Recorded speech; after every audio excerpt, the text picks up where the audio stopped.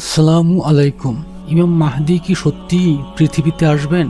ইমাম মাহদি সম্পর্কে আমাদের সমাজে অনেক ভুল ধারণা প্রচলিত আছে। তিনি আসবেন কি আসবেন না এটা নিয়েও অনেকের মাঝে সংশয় আছে।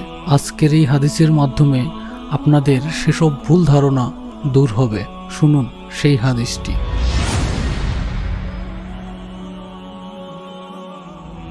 বিসমিল্লাহির রহমানির রহিম।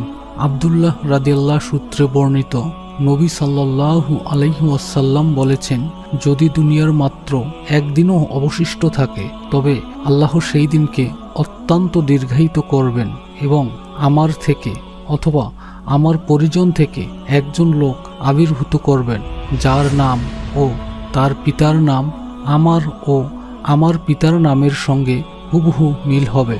সে পৃথিবীকে ইনসাফে পরিপূর্ণ করবে, যেরূপ তা জুলুমে পরিপূর্ণ ছিল।